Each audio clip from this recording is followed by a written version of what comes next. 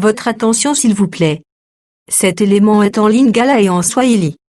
Contactez-nous pour savoir s'il est aussi disponible en la langue de votre préférence. Veuillez aussi noter qu'il est en audio uniquement. Dépourvu de ce fait d'image originaire. Nous sommes Christ Equality Fondation. Œuvre évangélique internationale. Notre évangélisation se fait au moyen de nos sites web, christequality.com et evangileeternel.com. Au moyen de notre web radio evangileeternel.com. Au moyen de notre web télé evangileeternel.com TV.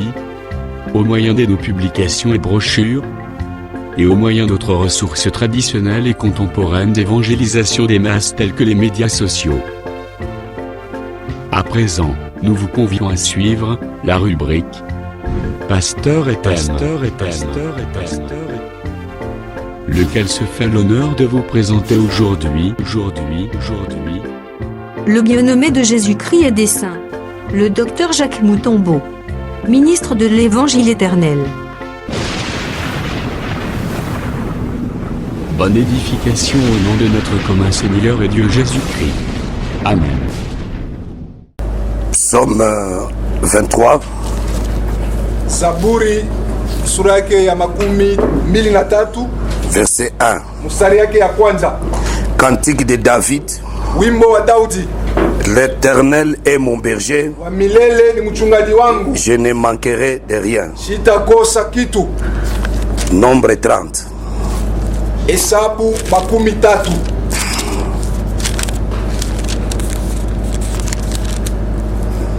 Verset 4. Mstari yake ya 4. Kinona 9.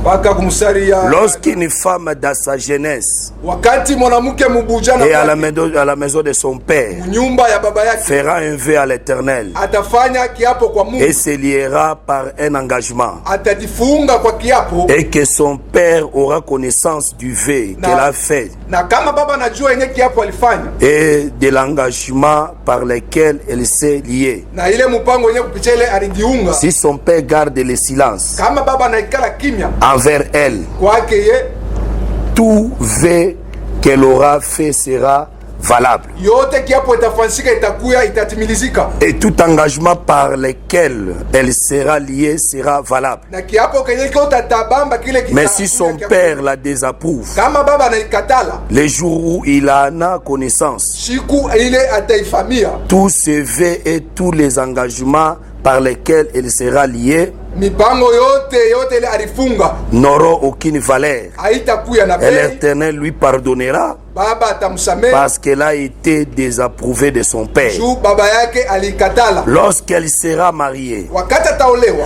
après avoir fait de vœux kisha kufanya kiapo ou s'être liée par une parole échappée de ses lèvres, wala kuungana kupitia misemo yenye et kutoka que son mari en aura connaissance, na wakati bwana yake s'il ataifamia garde le silence kama anaikala kimya envers elle, kwake ye, le jour où il en a connaissance, siku ile ses vœux seront valables ile itakuya et les engagements par lesquels elle sera liée seront valables. Mais si son mari la désapprouve, le jour où il en a connaissance, il annulera le vœu qu'elle a fait et la parole échappée de ses lèvres par lesquelles elle s'est liée, et l'Éternel lui pardonnera.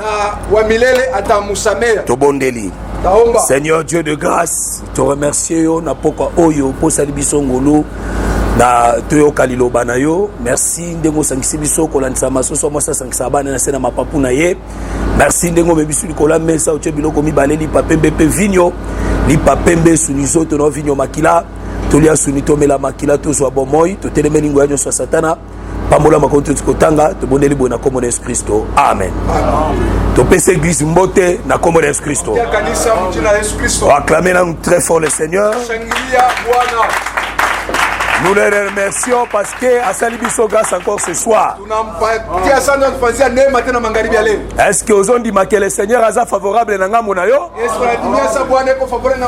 Parce que ce qui est plus important dans la vie de l'homme, dans la vie d'un enfant de Dieu, c'est avoir la parole. Si le Seigneur te donne la parole, c'est un signe d'amour. Et s'il ne te donne pas la parole, c'est signe qu'il y a yote. Voilà pourquoi nous les bénissons encore ce soir. À réunir Bissou encore pour écouter sa parole. Nous continuons notre marche que nous avons commencé hier. Sur l'Éternel est mon berger, je ne manquerai de rien. Tolobaki était loembo oyo David ayemba. Et en réalité, comment des récitations na ba église. Soki motei asisi kotea atindi ba prière soazo tinde la bango bozo sala siko prière à foi. L'Éternel est mon berger. L'Éternel est mon berger. Je ne manquerai de rien. Je ne manquerai de rien. Il me fait reposer dans des verts pâturages. Il me fait reposer dans des verts pâturages. Il me conduit dans des eaux paisibles. Il me conduit dans des eaux paisibles. Tina Soukalango, la grâce, le bonheur et la grâce m'accompagneront. Tous les jours de ma vie, j'habiterai dans la maison de l'Éternel. Acclamer. C'est la sorcellerie. C'est la sorcellerie. Comme nous disons aussi, Nabato catholique ne basalaka récitation na prière à notre Père. Ah ben non. Vraiment, je vais retourner à Kinshasa mais na la mingi kunate. Je vais retourner encore là, ici. Et nous allons rester dans la parole. Ça sera la fête de la parole. Là, nous allons nager même dans l'eau. Amen. Et bien, si je n'y ai difficile, nous allons expliquer ça. Parce que Dieu est à notre côté, frère. Zamba Zarane na évangile éternel. C'est-à-dire, si quelqu'un rejette cet évangile, en réalité, il rejette l'éternel. Comme Israël avait rejeté l'évangile éternel qui était Jésus, il avait rejeté l'éternel. Et puis, on est battu au suango. Parce que l'évangile éternel, c'est une viande déchirée dans les champs. Oh, Israël ne savait pas que Nzamba tient qui est des pièges. Na loi wana. Alors, bisoko boy koli à la viande déchirée dans les champs. Pesango la bamboua. Israël a kadisa ki Nzamba lingaki bango. Zoka malobana Nzamba Israël ebsaki Nzambe. Oh Nzamba ebsaki Israël. En réalité, Nzamba sa priva ki Israël na grâce. Que koyana musuni moko boye. Mais boko boya yango. Boko boya kelango la bamboua. Mais en réalité, la viande déchirée, c'était le pauvre Lazare que l'homme riche avait rejeté. Mais bamboua ne badiaki. Et nous croyons que le pauvre Lazare, qui est la viande déchirée, c'est le Seigneur Jésus. Israël a rejeté la viande déchirée et nous les chiens, nous les mangeons. Amen. Israël croyait que Malobon Zababa c'était une bénédiction. Tu mangeras la chair, mais on reçoit Makilo Roliate. On revoit quand on la poussière. Zogaïba quitte que la vie est dans les sangs. C'est que Dieu avait privé la vie à Israël. Oh, la terre, c'est nous, frères. Que Israël avait rejeté. A rejeté le sang. Le sang, c'est toute une personne. Oh, le sang, c'est qui, frère? C'est une chanson. Ah, ça dit les 16 Aramutubobimba. Les Arandais chansons. Bisonne Batutozui. Ouais, chanson c'est qui? C'est un intercesseur. Même si on est en prison. Et chanson Rolobelelayo auprès du roi, frère. Tu sortiras dans la prison. Ça dit s'il y a les chansons auprès de Dieu, auprès du roi, toi tu es dans la prison, frère. Tu ne resteras pas du bon là-bas. Parce qu'à côté de Dieu, il y a une chanson, il va intercéder pour toi. Il y a quelqu'un, un homme qui connaît l'interprétation, mais il est dans la prison. Toute personne, frère, qui a l'interprétation, il ne restera pas du monde dans la prison, frère. La prison qui est ce monde. Comme nous avons l'interprétation, il y a un intercesseur auprès du Père. Un jour, nous allons quitter cette prison. Et nous allons changer aussi les vêtements. Les vêtements, c'est le corps nouveau. Parce que chez les rois, nous allons pas partir avec ce corps. Nous allons partir avec un corps nouveau, frère. Que le Seigneur vous bénisse. Que le Seigneur vous bénisse. Voilà pourquoi nous sommes bénis. Parce que Alingi Biso Mingi. Et nous sommes bateaux tout pambola bimakasi. L'Éternel est mon berger, je ne manquerai de rien. Hier, on a dit ceci. Bateau bawele la kaka l'Éternel et mon berger, je ne manquerai de rien. Parce qu'ils ont toujours l'esprit de la chair. Ils ont toujours l'esprit de bien matériel. Voilà pourquoi quand ils voient là-bas, ils voient directement Mutuka, Ndaku, voyager. Ah, l'Éternel est mon berger, je ne manquerai de rien.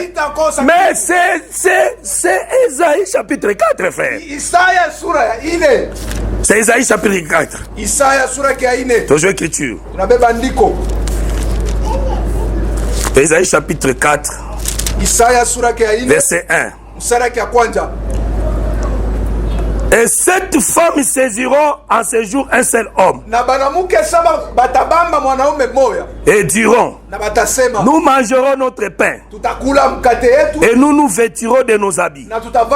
Fais-nous seulement porter ton nom. À lever notre opprobre. Voilà.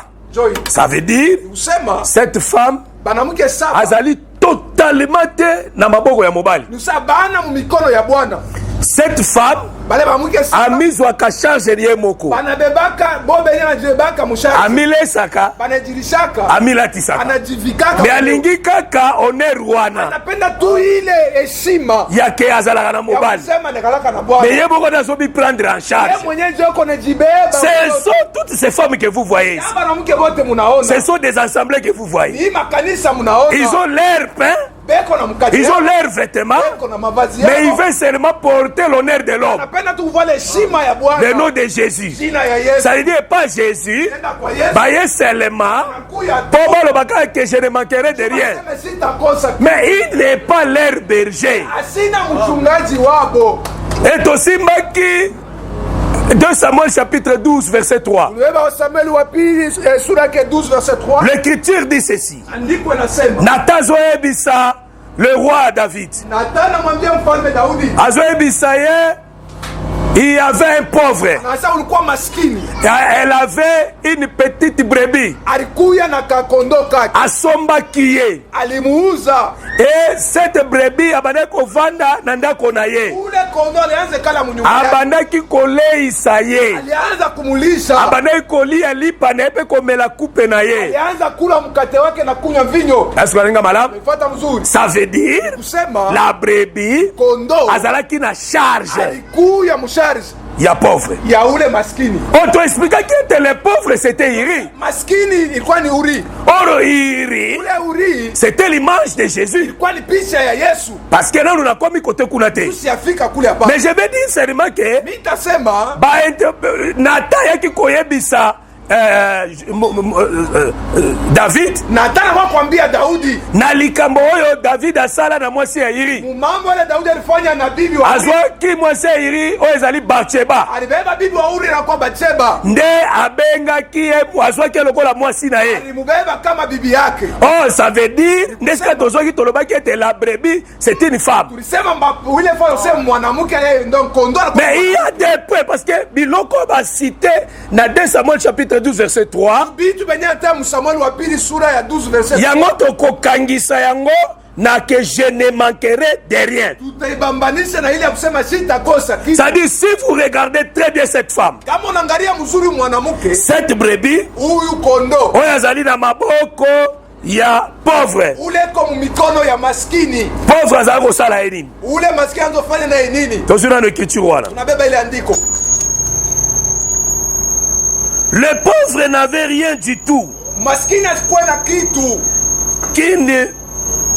Qu'une petite brebis Alikuwa tupaka na kale kakondo qu'il avait acheté aliuza ya kwanza, il la nourrissait alianza kumulisha et elle grandissait chez lui avec ses enfants. na ule alianza kukomea kwake na batoto yake. Sabana ikolei saye Alianza kumulisha, sonde tokoye bamana ikolia dini tutaona alianza kula nini. balobi elle mangeait de son pain. Alianza kula mkate wake. Ah, ça veut dire cette brebis Nusau kondo afandaki na ndako ya pauvre alikala munyumba ya maskini, azali konourrir ye eko na mulisha, abandaki kokola. alianza kukomea. C'est que dans la brebis, Nusa ndani ya kondo si elle mange, kama nakula elle doit grandir. anapasa kukomea. Est-ce qu'on est malade? Nifuata mzuri. Ok.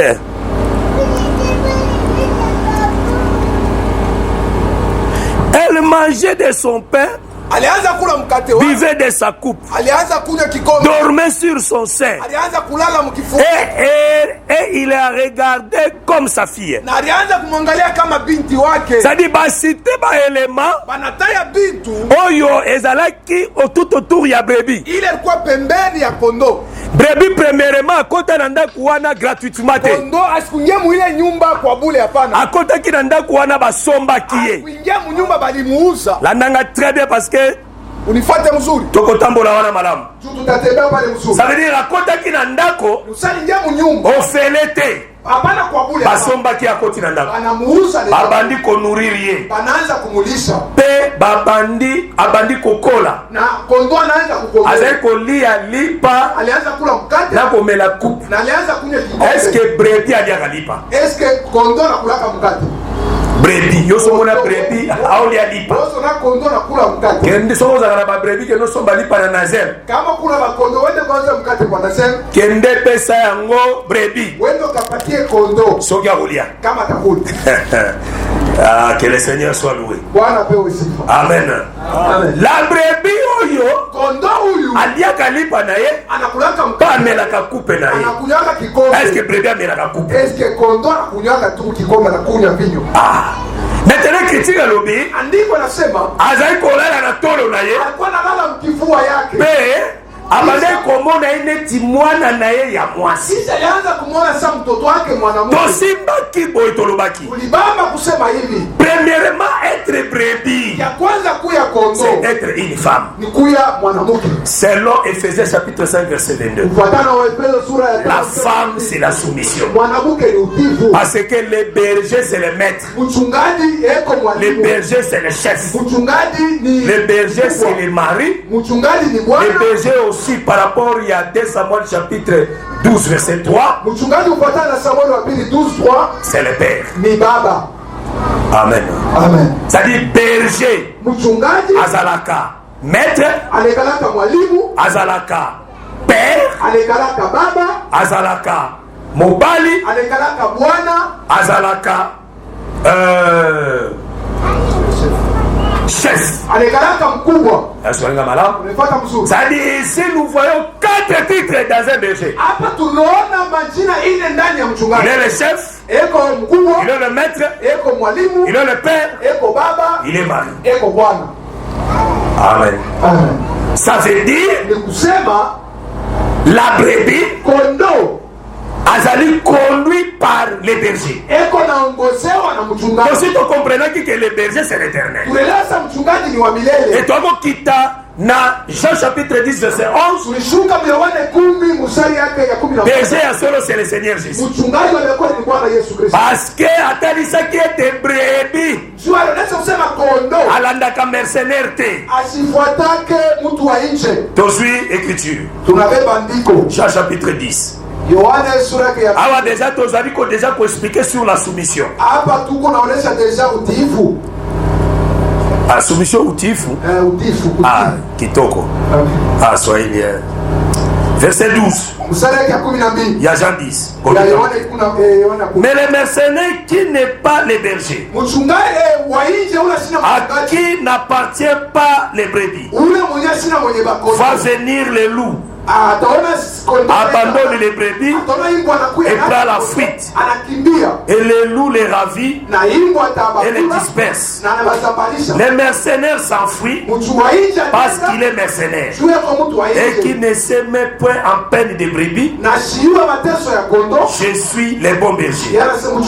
Je connais mes brebis et elles me connaissent. Amen. Ici Jésus a qui sont les mercenaires naye le bon berger. Par rapport à la prophétie, les mercenaires les alliés de Moïse. Parce que Moïse c'était lui qui était le mercenaire. Moïse était incapable de terrasser les loups. Les loups étaient les rois des nations qui venaient capturer la brebis. Parce que la brebis c'est Israël. Ce qu'on suit Jérémie chapitre 50. Écriture les amis côté d'Israël et Israël azali une brebis égarée. Je suis Jérémie 50, je prends seulement verset 17. Israël est une brebis égarée que les lions ont chassé. Le roi d'Assyrie l'a dévoré. Les premiers et ces derniers lui a brisé les os. Nebuchadnezzar, roi de Babylone. C'est-à-dire la brebis était attaquée par des bêtes féroces. Ça veut dire les bêtes féroces, ce sont les rois des nations. Nous aussi, Azali aussi la bête féroce. Azali quoi attaquer la brebis.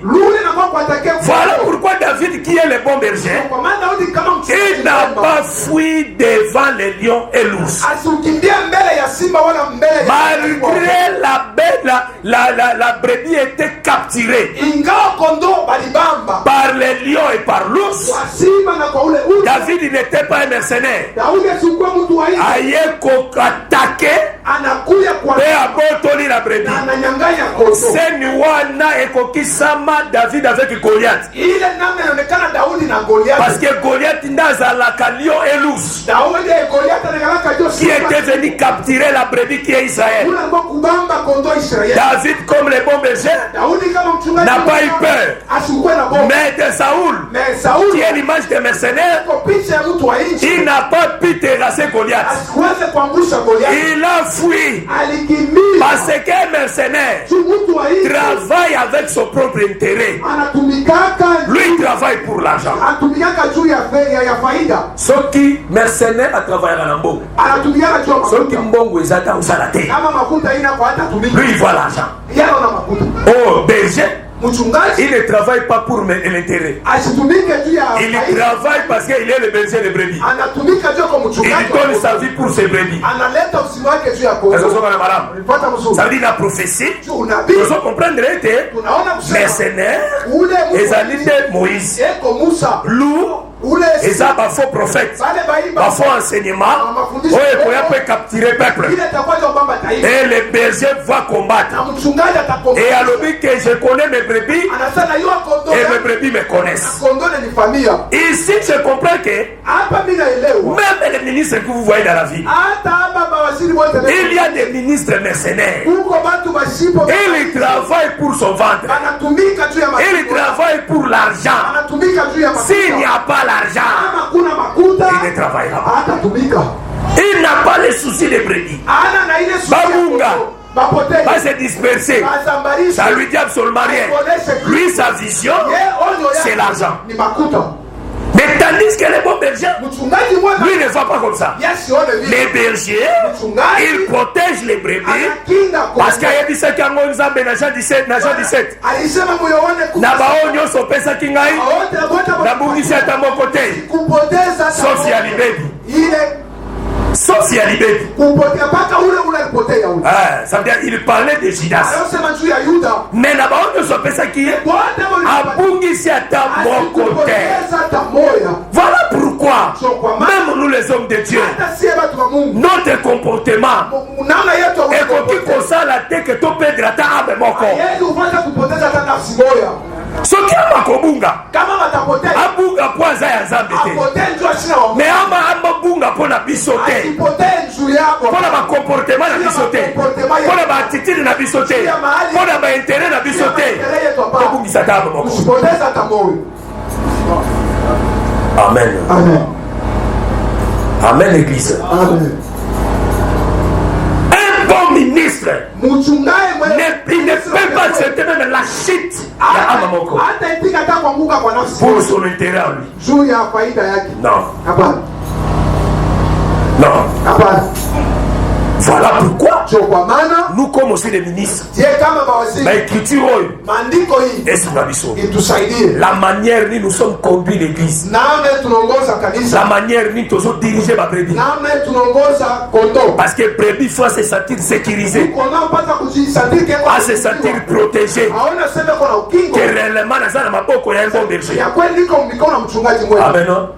Que réellement mon âme Sasa nafsi yangu sera sauvée. itaokolewa. Et ton sema Christ to le bakete. Tulibaba tunasema Maintenant, la brebis c'est qui? asa kondoo ni nani? La brebis, Kondoo c'est celui en lui qui a la soumission ni du ule berger. ndani yake muko utifu kwa mwana. Avant bandana, nous je ne manquerai de rien. Kabla ni baba yenye sitakosa. Il faut reconnaître que Inapasa yule kusema celui-ci huyu est mon berger. eko mchungaji wangu.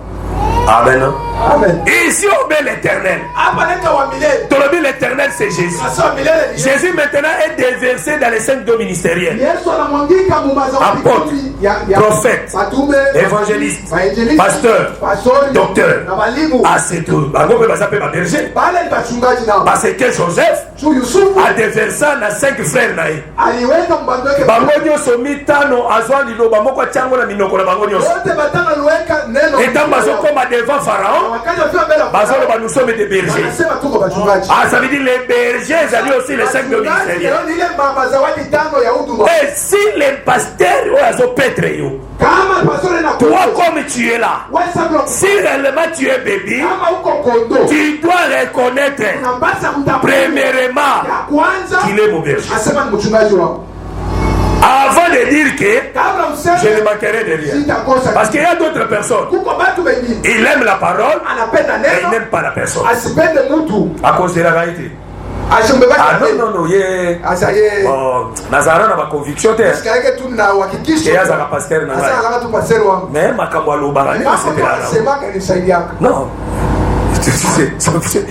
Vous avez répété. Ile hauna kondoo. Vous avez répété. Hauna kondoo. ezala baebela wa bandimaka yesu te lokola seigneur, Kuko batu ambia onjeke Yesu kama Bwana. mais bandimaka yesu lokola le sauveur. Wanamwipia kama Bwana. Parce que Jésus comme le sauveur, là-bas il y a des miracles, il y a des guérisons, il y a d'abondance, kulia kolata. Ah, Jésus mon sauveur.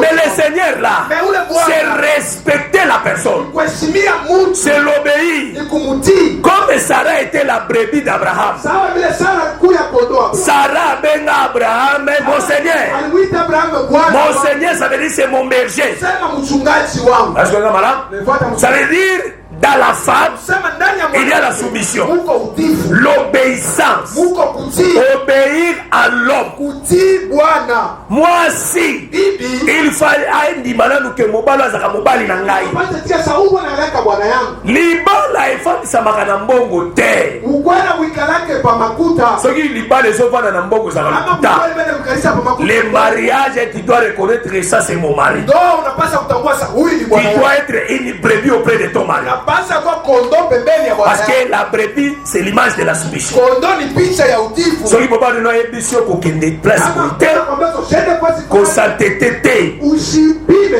kokota likelemba wana te Usiingie mwile kikundi. eloko wana nasepelaka nango Ile te kitu siipendake. angai te Mimi hapana. wana eza makambo na yo Ile ni mambo yako. aza brebi te Ula na kondoo. mondimi na eglise Mwaminifu aza obéir conducteur na ye te asitii mwongozi aza wa- brebi te. Ana kondoo. La nature ya brebi Donc hali ya kondoo c'est la soumission. ni utifu. Amen église. Amen. tolobaki ke Tulisema dans la brebis il y a deux choses, ndani ya kondoo muko vitu. il y a la femme, Muko il y mwanamke, a aussi la fille. muko kuya mtoto mwanamke. Ça dit la femme ici, Tusema bibi hapa. le berger est comme son mari. Mchungaji kwa sawa bwanake. Réellement toi aussi frère, Ya kwenda wewe. tu dois être réellement aussi un berger. Unapaswa kuwa na mchungaji. Un berger, Mchungaji. la femme il faut pas s'attaquer à faille. Bibi haipasi baone kukosa. S'attaquer à faille pas frère à tout moment. Asante konaka ba kukosa kwa ndugu kwa. S'attaquer que frère est incapable de la parole. Anje usinaweza ndugu asitaweza. D'encadrer sa maison avec l'enseignement. Achunge nyumba yake na mafundisho. Parce que réellement l'autre était le berger dans sa maison. L'autre alikuwa mchungaji mnyumba yake. Et sa femme et ses enfants. Na bibi na watoto yake. Bazalaki ba brebis de bazalaki ba brebis dans cette maison là. Alikuya ba kondoo ile. Parce que la Bible dit que cette maison Yesa ile nyumba. ezalaki ba fille vierge. Alikuya ba bibi. Pela kachanda kwana on mangeait que le pain sans levain. Mule mnyumba anza kula mkate bila. C'est que l'autre était réellement le bon berger dans cette maison. L'autre alikuwa mchungaji mwema mwile nyumba. Est-ce que vous avez madame? Pata mzuri. Amen. Amen. C'est là où toujours chuté place Sio nation. pale tunaangukia pale. Parce que l'autre L'autre azalaki papa, alikuya baba. azalaki pe mari. Alikuya kisha bwana. Asola madame. Ulifuata mzuri. C'est dans la maison de l'autre là. Nyumba ya l'autre mule alikuwa. Il était le père, Alikuya ngambo mwa baba. il était aussi l'époux. Ilikuwa tena bwana ngambo nyingine. Voilà pourquoi il était un bon berger devant sa femme, devant ses filles. Alikuya mchungaji mwema mbele ya bibi na mbele ya watoto. Donc tu kotanga na Nombre chapitre 30. Tunasoma Mhesabu makuu sura ya 10. L'écriture dit ceci. Andiko nasema hivi. Si une femme dans sa jeunesse, Kama mwanamke mbujana kwake. c'est-à-dire une femme dans sa jeunesse, Mwanamke mbujana kwake. c'est-à-dire elle est la fille. Eko binti. Parce que la femme dans sa jeunesse, Kama eko mbujana kwake. azani mwana ya mwasi. Eko mtoto mwanamke. Parce que femme na fille et bakeseni. Juu bibi na binti banachana. Mais la brebis elle-même, Mais kondo azali mwasi ya iri, eko bibi wa uli. azali pe mwana ya iri. Kisha eko mtoto tena wa uli. La brebis. Ule kondo. L'évangile éternel Injili ya a Biblia. la facilité d'expliquer toutes ces choses. Iko na wepesi ya kuonesha vitu vyote. Et je répète que si tu quittes cet évangile, Mimi nakwambia sasa unatoka hii injili. tu iras en enfer. Utaenda momoto. Amen. Amen. Ça veut dire, totangi na nombre. Tunasoma Mhesabu. Nombre robini. Inasema nini? La fille. Donc binti Soki la femme la femme dans sa jeunesse. kama bibi mbujana Azana ndako tata na ye. alikuya mnyumba ya Asali ve. anavaki hapo Pe papa na ye azu connaissance nango. na baba anakuwa kuijua Alobi le côté. asiseme kitu Ve wane ozala valable. ile kiapo itakuya ya kuonekana. Mais mukolo tata kozwa connaissance. Siku baba tatambua Ya ve wana ya ile kiapo akodétruire yango. atayaribu Pe nzambe akolimbisa la fille. na Mungu atarumia ule binti. Et que nous sommes dit que kaka fille wana. Anasema mpaka ule binti Soki abali. kama naolewa Akoti na ndako libala. anaingia munyumba kukweli Asali ve. anafuati hapo Mobali na ye. bwana yake Azu connaissance nango. ile asipate Mais alobi le côté. lakini Et anafanya kozala valable. itakuya balaa. Mais mukolo mobala kozwa connaissance. Si bwana atapata Akodétruire ve wana. atayaribu Et puis nzamba kolimbisa la femme. na Mungu atarumia bibi. Amen. C'est-à-dire ici nous voyons Hapa tunaona la fille et la femme. binti na C'est une bibi seule personne. ni mtu mmoja, Le père baba et le mari. na bwana. Amen. Amen. Ah, par rapport à la version, Kufuatana hii maandiko, l'homme bwana qui est le mari ule anakuya bwana a l'autorité sur sa femme. eko na uwezo juu ya bibi yake. Parce que Mutoyo akokata ve, Juu ule mtu atakata c'est kiapo, celui qui a l'autorité sur la personne. ule eko na madaraka. Ah, par là, nous disons que l'homme, Kwa hiyo tunasema c'est lui bwana le chef de la femme. yeye ndio L'homme doit avoir l'autorité sur sa femme. na madaraka yule bibi yake. Mobali aza autorité likola mwasi na ete mobali ana komona nzambe te. Bwana ule sasa na madaraka yule bibi yake hata onaka Mungu. Okeleli felo. Atenda momoto. Mobali efféminé. Bwana wa mwanamke. Mwasi atindika ayebisaka ye sukola bakushi. Bwana mwenye bibi anamwambia sapisha bikama watoto. Ah, yo ozomona bien ke nga na obima ti. Wao wanasema mimi nataka kutoka. Otoka mai kasocha na ndako. Shotaka mai weka. Nga nakenda koteka. Mimi naenda kuzisha. Yo kasi. Wewe Otobisa mai. wewe na wewe ufa mai mwe. Oh, ina usala wakasi. Bita tatu. Inféminé tirana fait. Wewe umbwa uteta momoto. Amen. Amen.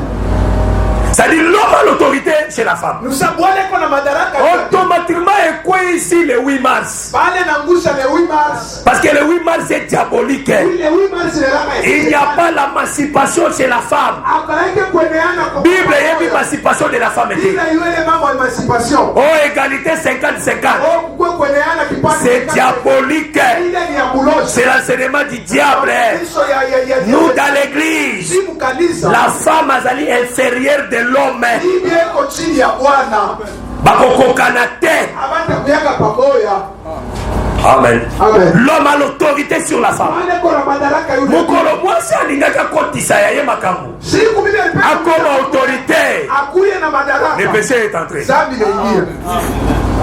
Le jour où mwasi alingaka comme responsable à jardin. Péché kota. Zambi naingia. Voilà pourquoi Nzamba pekisa eloko wana na jardin. So pale Mungu alikataza kile kitu Mungu. Jardin église. Shamba la tele kanisa. Moi ça qu'on soit les défendre na jardin te. Ili achazi kala mbele. Parce que dans les jardins il y a déjà l'homme. C'est l'homme qui était venu le premier. La femme doit se soumettre à la voix de l'homme. Amen, église. C'est-à-dire ici, l'homme a l'autorité sur la femme. Mais écriture soki mwana wana papa na ya activé. Ça dit ici nous voyons aussi le père a l'autorité sur sa fille.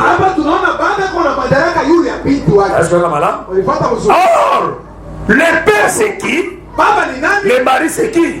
C'est Dieu lui-même. Dieu est notre mari. Il est aussi notre époux. Si nous sommes les enfants, nous devons obéir à notre père. Nous devons l'obéir. Dieu c'est notre père. Oh Dieu c'est qui? C'est l'enseignement. Écriture lobby. Enfants, obéissez à vos parents. Hein? C'est une écriture. Ephésiens 6. Verset 1. Enfants, obéissez à vos parents. Et ce qui est bon, selon les seigneurs, car cela est juste. Ah, ça veut dire, moi, n'a koto sa parent, selon les seigneurs. Ce que ça, selon les seigneurs. Ah, tout ça dit. N'est-ce pas que le bagage dans l'assemblée des saints, il y a des tétis. Ceux qui ont nos comas tétis, tu n'es pas encore sauvé. On profite, tozalaka bateti na fausseté mais tozalaka obéissant na vérité. Soki makambo yo ne pe nazote ya biso c'est le Seigneur tokotosa. Soki eza le Seigneur te même s'il est le Père totosa te. Amen. Amen. Amen. Soki père abanyote ya yose soko lati bijou esani soko lati plante esani c'est-à-dire azote yo selon le Seigneur. Il faut telemela ye. Il te pêche la fausseté pour t'amener en enfer. Antero mabe. C'est-à-dire enfants obéissant à vos parents selon les seigneurs. Ce que c'est selon les seigneurs té. Voilà pourquoi la brebis a tosaka selon les seigneurs. C'est pas parlant l'écriture nous dit quoi? L'écriture sur la Balabiso, Nazaïe 54 verset 5. Le créateur, le Dieu est créateur et mon époux. Ça dit l'éternel Dieu, il est le créateur et il est aussi l'époux. Ah, le créateur c'est le père, l'époux c'est le mari. On levé c'est quoi? c'est-à-dire aux engagement oyo oza na mesure ya kotosa yango te. Israël asalaki engagement akoki kotosa yango te par rapport à Adam et Eden. Nzambe ntango ayebisi eke okolia banzete nyonso mais quand l'arbre de la connaissance du mal le jour tu en mangeras tu mourras. Adam azalaki fragile parce que basalaki ye na terre ya argile. Terre ya argile eza fragile. Ça veut dire Adam était incapable d'obéir à cette loi. Mais yandimi kosala fe wana. Est-ce qu'on est malade? Oh, cette chose s'est accomplie na Exode 19. Quand Dieu dit à Israël dans Moïse, yebisa bango batosa mobeko peuple alobi ke tokotosa nzokande ve wana nzambe ayebaki ete eza malamu te mpo na bango. Mais Dieu a gardé le silence. Oh, la loi robini soki père a gardé le silence, c'est que les faits est valable. Ça veut dire que Israël a salisé, Dieu a gardé le silence parce que Dieu savait que so ya pesi bangoana et ça malamu te. C'est la loi. Oh, Ezali, Ezekiel. Dieu a dit les ordonnances. Et les préceptes on appelle ça qui bango. Ezala qui a malamu. Mais il a sali si Israël le fait. Mais Dieu gardait le silence. La loi des prophètes elle sort. Ma prophète Nyonso. Dieu avait gardé le silence.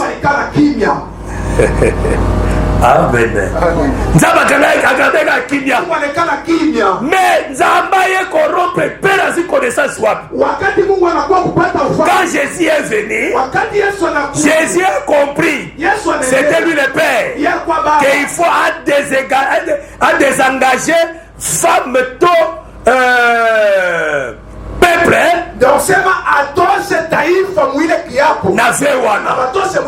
Parce que la femme c'est une brebis. Oh, selon Zacharie 14 et Zacharie 3. Écoutez la femme sont les peuples.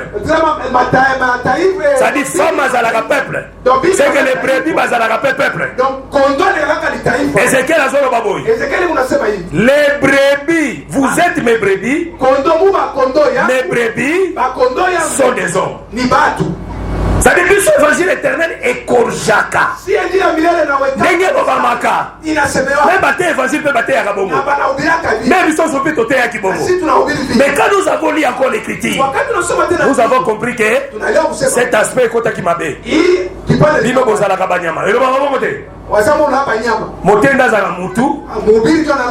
Bandibine bazala banyama. C'est faux. Soit versé. Les lots ont corrigé le coup. Les autres ont corrigé que les Ézéchiel. Ézéchiel 34. Verset 31. Vous mes brebis de mon pâturage, vous êtes des hommes. Moi je suis votre Dieu, dit le Seigneur l'Éternel. C'est-à-dire ici les brebis, ce ne sont pas des animaux, ce sont des hommes. Parce que ceux qui sont brebis, baza banyama, c'est que baza qui l'esprit, c'est que baza dans cet esprit. Par là, tu peux le faire pour la lobby. L'homme animal, c'est celui qui n'a pas l'esprit. L'homme spirituel, c'est celui qui a l'esprit. Alors, nous sommes des brebis, mais des hommes. Alors, quand nous parlons que nous sommes des brebis, mais nous sommes des hommes, c'est-à-dire nous sommes des gens spirituels. Amen. Nous sommes spirituels. Quand est-ce que le Père a eu la connaissance que la loi fait au Basali et ça est malamu te quand Jésus est venu? Le jour où Jésus était venu, il a détruit ces faits-là. Et la Bible dit ceci: Jésus a dépiécé Il a déchiré les actes et les ordonnances qui nous condamnaient à les croire à la croix. C'est à la mort du Père, c'est à la mort de l'époux que l'évêque était désengagé. Et la Bible dit ceci, ce qui fait comme désengagé, Dieu va pardonner. Nous avons compris que par la mort de Jésus sur la croix, c'est là où il nous a désengagés la fête au Saraki et nous sommes pardonnés, frères. Il n'y a plus de la condamnation pour tous ceux qui sont dans Jésus-Christ. Amen. Amen. Amen. Ça veut dire le Père, c'est lui qui a l'autorité sur sa fille. Si réellement je suis un Père, je dois avoir l'autorité sur toi. Amen. Amen. Et tu dois reconnaître que ça c'est ton Père. Père Baonorakaye. Dans l'écriture. Malachie chapitre 1. Malachie sura ya kwanza.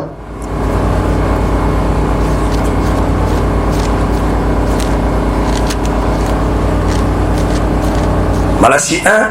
Malachie sura ya kwanza. Verset 6. Un fils honore son père. Et un serviteur son maître. Si je suis un père, où est l'honneur qui m'est dû? Si je suis un maître, où est la crainte qu'on a de moi? Dit l'Éternel des armées. À vous sacrificateurs qui méprisent mon nom et qui dites à quoi avons-nous mépriser ton nom. Le nom ici c'est la parole. Amen. Amen. Ça dit si tu méprises le nom de l'Éternel, tu ne l'honores pas.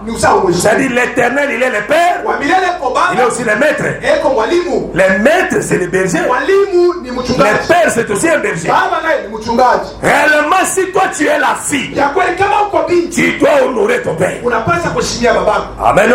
Amen. Il faut en obéissance aux parents. Il y a kotosa. Otosa enseignement ya kosala o balobi no sala soki bayebi soko kokendaka kuna te soko oza réellement mwana okende te soki père alobi ki reste ici tosa tikala wana yo koloba te ko napesaka pole bakomi déjà naza libre na évangile libre alaka te soki ozalaki esclave na péché le jour où on s'est désengagé na péché okoti na kati ya justice okomi esclave à justice tu n'es pas libre de faire c'est le signe ya koyeba ke oyo azaka mwana na ngai si je vois l'obéissance à lui nde nakoyeba ko azaka mwana au Père il est le créateur et le Dieu il est aussi l'époux. Voilà pourquoi ntango loti na mose na bana babimi na Sodome Israël c'est l'image de sa femme atosaki te parce qu'azalaki brebis égaré parce que ye atalaka nde na nsima o Israël vision ezalaka wapi Israël vision ezalaka les deux les deux ezalaka nde Moïse les deux ezalaka nde la loi et nous sommes les disciples de Moïse Moïse ezalaka nde les deux. Voilà pourquoi bato balokotaki mabanga po babamba mwasi oyo ils ont dit Moïse nous a dit et ce sont les gens qui regardent par les dos les dos ce sont des choses terrestres. Voilà cette femme était restée mais les deux filles représentaient un peuple dans deux filles ici. La nation qui est l'église, les alliés Pierre, Jacques, Nabiso, ont formé un seul corps pour partir avec le Père. Est-ce que vous avez malade? Mais quand nous sommes comme quelque part, le Père doit nous donner sa sémence. Fais ça sur sémence. Tata, il faut comme un mobile. Voilà pourquoi le Kohanan Nzamba frappaka l'autre tes frères. So kwa maana kile kitu Mungu akumwapisa. Plus tard, Pierre tango yazo benga l'autre légiste. Kisha Petro kwa anamuita Lota samu. C'est-à-dire l'autre asumuka katena acte voilà. Parce que c'est un acte prophétique. C'est la grande sœur qui doit commencer. Grande sœur de fois pendant. Mon père a fait ses semences. Il faut la noix mais la vin. Ah, ça dit le vin. Et au langue il s'appelle. Et comme ça y est faible. On le fait pour mélanger, il faut vous donner la noix. Il faut vous donner la raisin. Ça dit le raisin doit être pressé. Ceux qui va presser en moi, des vins au bima. Des va presser en moi le père. Père soka meli. Agobanda scopé sa semence premièrement d'aimé. Et par là nous comprenons que compresser les raisins, c'est la mort de Jésus. Quand Jésus a koufa, le vin qui est le sang. Père soka meli en moi. On se souvient sur les côtés. Parce que Makila et Akinde confère oublier Dieu toute la connaissance que oyeba kinango biso.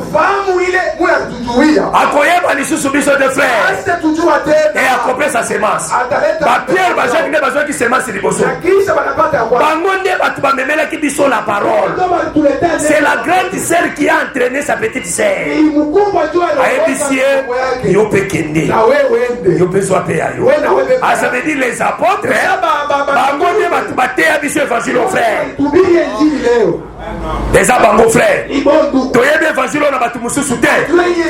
Pierre, Paul. Voilà pourquoi nous avons Paul. À cause de la chargée à construire les païens. Ceux qui vous doivent rejeter l'enseignement de Paul, il ira en enfer. Parce que Dieu, il sait que chez les nations, officiellement, la personne de Pierre. La personne de Paul. Amen. Voilà pourquoi ici Lot, il est le père, il est aussi l'époux. Amen. Voilà pourquoi Jésus comme le véritable Lot. D'envoyer. Moi, ça va dans Makila pendant 12 ans. Dans Wasimbi Jésus, vous y avez la carte ce côté 4 mois sur Makila Katani. Et Jésus a dit quelqu'un m'a touché. J'ai senti à moi une force est sortie. Ah, ma carte c'est Bibi la carte de l'âge. Et côté la carte à moi si quelque part. Moi, sur le temps où je suis sémence, Makila Katani. Ah, ça dit cette femme à Zogizé. Ici, Jésus, Azamobali n'a pas sa guise. C'est son époux. Mais après, Jésus a initié ma fille. Ta foi t'a sauvé. Va en paix. Ah, il était aussi son père. Quand l'évangile au frère. L'évangile est l'Enkimakazi. Amen. Parce que ceux qui ont aux liens, ils ont les faux par les frères. Faut qu'on l'engi. Ah, voilà pourquoi on a dit que l'engi qui tombe. Ah, parce qu'il est pour moi un père. Il est aussi pour moi un mari. Voilà pourquoi Jésus a fait sa parabole. Azoba ke mutumoko azana ndako na bana na chambre. Balani na mbetu na butu. Amina eko sengelipa. Abi pesa na mapa misatu. Ba invité ba eko tala ngai. La Bible dit que cet homme-là, il dormait dans sa chambre avec ses enfants. Mais où était allée sa femme? Amen. Parce que la personne qui était venue demander 3 pains, c'était Israël. Parce que Israël a pour ça ma famille. Parce que les 3 pains, c'est la grande bâtisse qui va visiter Abraham. Parce que la grande bâtisse du frère. La loi des prophètes et les psaumes. Mais elle a qui va. Ils dans la chambre. Et si Katata là, c'est là où il y a les 3 pains, frère. Au niveau où il y a les 3 pains, les années par la mission. Israël a besoin de Lukamu. Maintenant, nous sommes à votre frère. Ils sont au lali dans la chambre. Tous à la capoisi naïe. Tous à la gambe, moi naïe. Nous dormons avec lui dans sa chambre, frère. Les frères Paul a lobby, la nuit est avancée, les jours approchent. Si si koyo mutu moka zana libanda zolo kabaka bisa. Ah c'est la Ouzwango. Pour la grâce de Dieu par la biso. Et que ne paie pas la bango. Que le Seigneur vous bénisse. Et par là nous comprenons que l'enfant doit respecter son parent. Il doit avoir cette nature. Et cette nature il y a brebis. Il y a moino yo azali na botosi. asalelaka liloba na mobimba nango nyonso ekitiri lobi okotosa para na yo na makambo nyonso bazoloba eza nde parole okotosa bobali na yo na makambo nyonso bazoloba ezali parole soki mote azomemona kopengwa kolanda ete kotosa ete il faut tambola na vraie parole parce que ton âme est trop chère parce que la brebis ici akota na ndako fele te basombaki ça dit brebis na barachetaki où est-ce que barachetaki brebis c'est dans Exode chapitre 12 parce que la brebis c'est Israël pour que Israël comme réellement brebis en Zambie parce qu'en réalité dans le désert Israël azalaki la brebis qui suivait son berger le berger était l'Éternel la brebis le suivait pour que comme brebis na ye sera comme brebis na yo il faut sombaye inapasa umuze soko fandi na libala ya katufana asa brebis na yo ana kondoa yo za na pouvoir nini ya kopesa ba hotel wewe unaweza kumpatia mama dada sio nani bapesa na mbongo libala te kama wewe pelekanga makuta sala rebel na kati ndako wana huyu mtombozi kule nyumba zala teti kwa kichwa nguvu po basomba yote chama ya kuza basomba ke loko yo batoba basalela ke loko yo sombi banatumikia kitu kile unauza soko sombi yango te za yote kama huyu auza na kyako amen amen okokoma chef ya serre utakuya mkubwa soko rachete kama soki na rachete toza chef na ete kama huyu mkombo kumuza huyu kuya mkubwa po ba frère pe d'église basaka na ba courage wana chukua ndugu kanisa beko na ile omona zo dominer ba serre d'église beko na tawala yo ndio amotekenga na chef frère waya sasa mko mkubwa yo frère ko mi chef ya serre mko unakuwa chef wa serre shuka okokoma chef soko pesi mbongo libala kama unakuwa chef shuka utapeleka mahali sœur na ka frère na kati église ana pouvoir kopesa ordre na sœur ata mokote ndugu mkanisa naona upatia dada ordre mtu azana ordre kopesa ordre nege c'est le conducteur mtu ule kuna madaraka kuleta ni paka mon frère ko banda eta domina ka ba sœur achana kana pana tawala sœur yo nazo bengo zo tena mtu makasi nguvu ozo la yefu za na soumission basa kuna utifu yo za courage frère una upigie ndugu ozo bana premier ngana una bien kondo ato sayo una bien kondo ako dala na respect pas na ko za mes frères atakwashia ndugu mako obéir na yo te asta kuti oh na tei mabe na ubiri mbaya na ubiri mbaya na tei mabe pesa na ubiri mbaya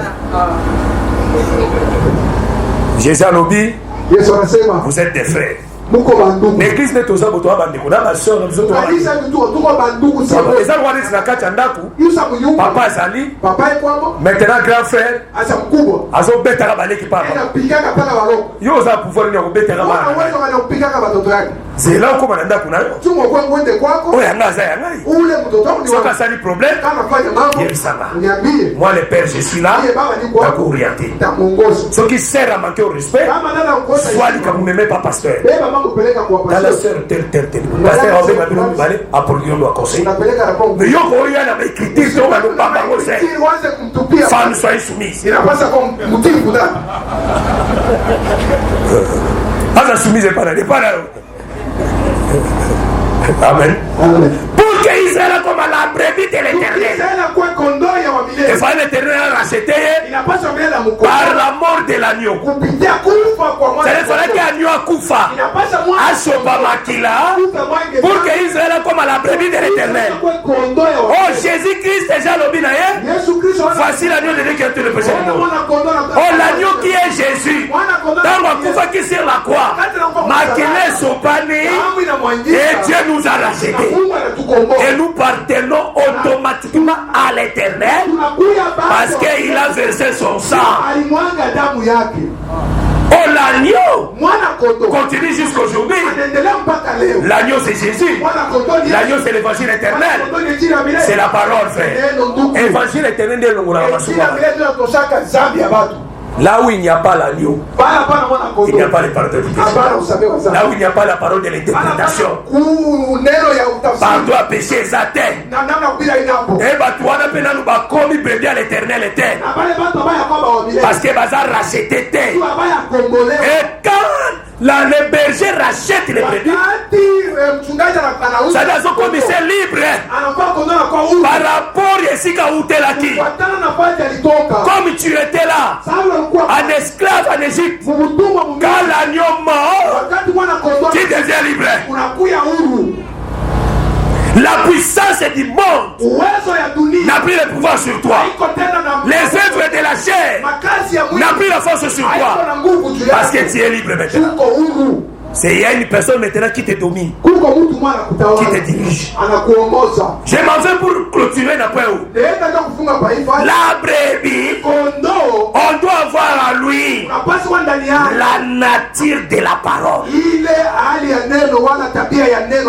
D'abord, la voyez que Moutou est la brebis, il faut que la nature de la parole. Parce que si on a la nature de la parole, tu ne seras jamais la brebis de Jacob. Pose à la brebis à Jacob. Il faut Jacob amona na kati na nature na ye. Oyo yazolinga. Amona ngola kati na yo. Est-ce que madame? Parce que et que ce soit banabiso. Tango Laban, Alinga s'est séparé na Jacob. Jacob a 5 salaires na. Mais t'as pas le salaire à l'obini. Comme j'ai travaillé sur toi, salaire nanga. Et ça va bribi. Et ma bébé aux années. Marketé, t'acheter, rayer. Nazolo de la côté on a été. Mais Nazolo de cause à la paix, ma brebis ya mwindu. Alors si bagno nanga et cause à la ya mwindu. C'est que Jacob abimakana ma brebis ya mwindu. Sokoza mwindu te. Jacob était. Tu resteras. Il faut à la mouine. Somos à mouine. On va me brebis à Jacob. Oh la mouine, noir les amis. Noir les amis. Noir les amis, les péchés. Noir les amis, appelle qui ton frère. Noir. C'est une bonne chose. Il y a un moment où Mandoto Moussi Fobo Sosola. Mandoto Moussi Fobo Sosola. Parce que vous avez d'autres aux Katia Mouindou. Yozo Mimona Yaki, ah, le Katia Mouindou, c'est un Katia Massou. L'hôtel ici nous a la certification. Hôtel qui est bali exact. Adjoka Mouindou a des années Zamba, Zobomba yo. Ça dit, il te protège, mais ton moulin va au monde à yote. Parce que Nzambe est à combattre la biso. A comme un moulin. J'ai un verset. Israël a mis l'Égypte. Il a commis des femmes rouges. La Bible est sur le Bamoé. Nangambo Oyo Israël. Nangambo Oyo ba Égypte. Et ba Égyptien. Et la Bible dit l'Égyptien. Colonne de feu. Ils ont fait ça. Nangambo à Kotoy. Lumière. Nangambo à Kotoy ténèbres. Parce que ténèbres, ils ont péché. Ils avaient péché. Ténèbres, ils avaient péché. C'était l'Éternel lui-même. C'est-à-dire qu'il moulili pour na binemi basimba brebi na ye te Basimambe kondo yake. ozona na malamu sadongo loto za na kati ya mulili Unaona kumungiza. mbala moko bakoko lote loko za na kati ya mulili il faut discernement nige na munde kile kati ya mulili wa azaka ndoki Anana mlozi. ndo moni biloko so panze Christ Sio na vitu unapaswa. Kindoki. Oh, mlozi. Kindoki. Mlozi. atoki mikindoki awo Atona kibia mlozi. atoki mikindoki kuna Atona kibia mlozi. bazalaka na bawenzi Balana bandoki bazalaka na bawenzi Balana maso. bakumbaka mituka Bana kozana. ozalaka na bango na baentreprise Balana ma. baza partout Beko fa. soko okima kindoki awo Kama takibia. kima kindoki tina baentreprise Kibia tena mumako. tina wenze Tena mumaso. kima kindoki Kimbia mlozi. awa ezali la vie éternelle te Hapa ni uzima milele. awa eza place oyo tozosangana pour être taillé Hapa tunachangana na bandoki bakokota Batu watengia. na bato malamu bakokota Na mbengine. c'est l'évangile qui doit nous tailler Injili yapasha kutuchongola. omoni bandoki Unaona bandoki. tuna bosoko omoni moto azobangaka ndoki aza na saint esprit te Kama una mtu anamopa mlozi sana na Roho Mtakatifu. moto aza na parole abangaka ndoki te Mtu ako na neno sio. soki ndoki alie yo se koza na nzambe te Una na Mungu. ndoki ako kosimba mosantu te Mlozi ashazi kula mtakatifu. so molimo moto azobangaka meme na bapaster bakoma obanga bandoki paster abanga bandoki bandoki Balozi. okiba bango Utakimia wewe. partout baza Fasi yote beko. nzambe Mungu aveglaka nde biso frère anetufaka tukua bapofu. ndenge eli alobaki Sababu yeye alisema ndeni nzambe alakisanga makambo te nani namna Mungu asinyebeke imam. zadi nzambe aveglaka Sasa Mungu anafaka mtu wa kipofu. amen Amen. nzambe aveglaka mpenza Mtu anafaka mtu wa kipofu. na mosusu mpe mwasi na kozane mpe ndoki Biblia kwa Yesu wa me mlozi. nzambe asali nini avegle Mungu tu anakufunga. yo okimi bandoki kuna Unakimbia balozi kule. zola nde grand doki Ndio mlozi mkuu. olalaka nde bolamukana Unalalaka naye unalamuka naye. il faut bato bakoma na discernement Inapasa watu waanze les ténèbres ezalaka eloko ya mabe te Isa yote keleke mbaya. cantique de cantique chapitre 5 Cantique chapitre 5. la femme azo honorer la beauté de son mari Donc Biblia connaissait na mwasi azokumisa mobali na ye eko na tukuza alobi mon mari est vermeil et blanc asa bwanangu eko mweupe. vermeil et blanc Aseko vermeil. vermeil rouge frère Eko mwekundu aseko mweupe.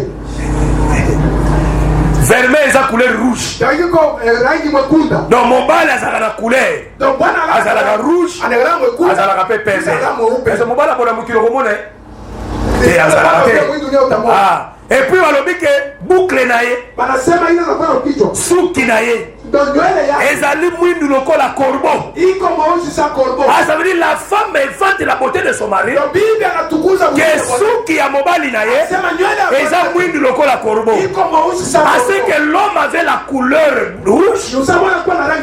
avait la couleur blanc Ena rangi mweusi. avait aussi la couleur noire. Rangi mweusi. Voilà pourquoi un jour à Cyrus, So kwa maso mfalme Masurusi. Bokozi na ye s'affermit. Mfalme yake inaika. Na Ruth chapitre 1, Mule mu na Ruth, Esther chapitre 1, Esther chapitre yake ya kwanza. atelemi abandi kolakisa bozwi ya royaume na ye, Anaanza kuonesha mautajiri. abandi kolakisa bato secret ya ndako na ye, Anaanza kuonesha bado. abandi na bagrand Anaanza bakubwa. tina peuple, Ina taifa. alakisi bango badiama, Anaonesha maajabu. alakisi bango bamarbre noir. Anaonesha ile mamarba.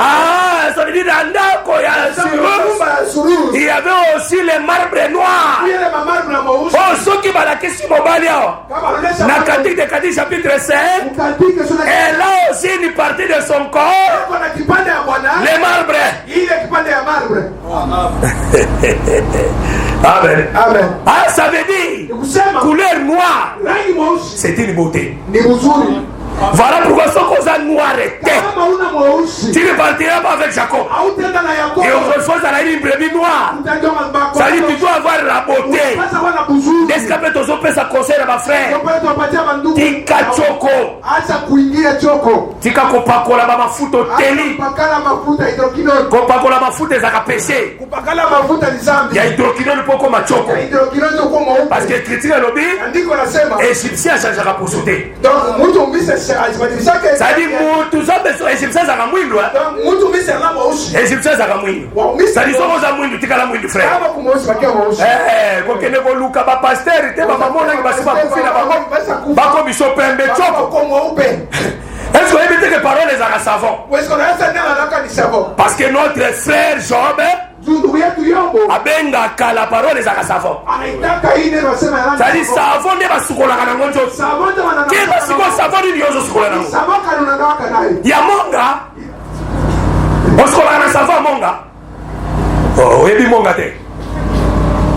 Pakate savon. Bofani nje bwana. Osukolaka na savon monga. Na savon ya monga. Ya nani? Ya nani? Ya lamba. Ya lamba.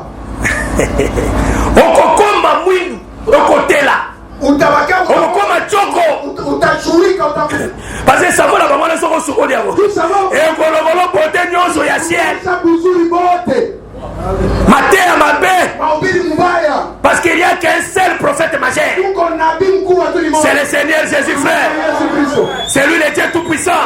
Soko sukoli na parole oyo okozala mwindu. Oh, la parole c'est tout un soleil. Eza nde moi mobimba. Cantique de Cantique chapitre 1 verset 5. Sinamite azoloba parce que Sinamite c'est une brebis. Alobi je suis noir, je suis belle. Ah, c'est la beauté, la couleur noire, c'est une beauté. Ne fais pas cas de beauté noire. C'est le soleil qui m'a brûlé. Oh, le soleil, c'est qui? C'est un époux. Le soleil, c'est Dieu. Le soleil, c'est l'époux. Puis Psaume 80. Psaume 80. Puis Psaume 19. L'éternel et le soleil, c'est l'éternel. Et le soleil était Dieu. Le soleil, c'est l'époux. Ça dit soleil comme père, soleil comme mari. Soki akutani na yo, otuma yo frère. Okoma mwindu. Soko comme mwindu. Okende yo na Jacob. Mais soki na okoma mwindu te, okende yo na Jacob te. Voilà pourquoi beaucoup de likolo. Eza pour la bamindele te. Beaucoup de likolo pesa pour la batumba. Le Dieu des noirs. Ils sont sambe la kanzamba batumba indo.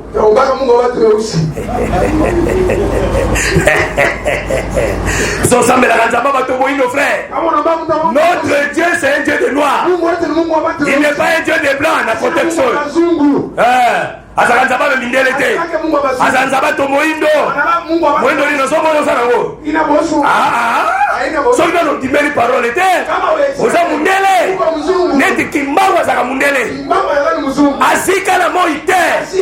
Dengo zo église. C'est la parole qui doit te brûler. Soko ziki ta nature est changée. Amen. Amen. Nature est changée. Le nez soit péché pour le malade. Là où vous avez une brebis qui va partir avec Jacob. Mais ce qu'on s'y quitté, c'est qu'on a beaucoup à Jacob. Parce que Jacob c'est le soleil. Ah voilà pourquoi Jacob a dit qu'il a posé la brebis à moi pour baziki sami na lité à naïe. Yesu akoya kozokaka bato bateyame na lité à naïe. Baziki sami na lité na bakomi mwindo. Bakomi na nature ya repentance. Na vie ya sanctification ya sainteté. Et voilà nde baomona nzambe. Si tu n'obéis pas à la parole, aujourd'hui sa parole était, c'est que nous commis prédité.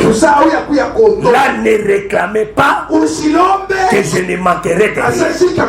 C'est demain. Nous allons maintenant commencer. Je ne manquerai de rien. On s'arrête ici pour aujourd'hui. Que le Seigneur vous bénisse. On gagne Mismaïo pour la prière. Vous allez comprendre les pas dans l'âme. Que le Seigneur manifeste sa puissance dans ta vie. Atumbayo, akosumeyo, okoma réellement brûlé, abukabukayo, alongo la nature nyonso kibopagano, okoma réellement une brebis qui va obéir à sa parole. Obéir la commande de Jésus-Christ.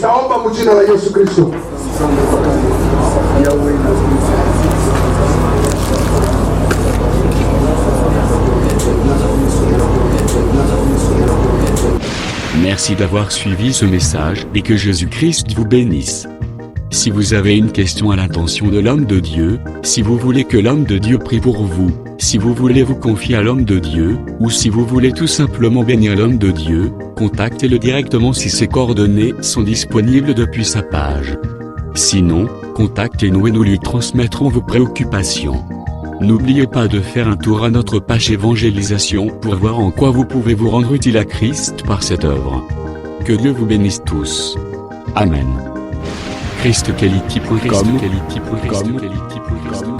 Les cieux en un clic de la souris. Évangile-éternel.com, le site de l'évangile éternel. Christ et Quality Fondation, équilibrer la manne ramassée dans le désert de sorte que chacun ait un le maire.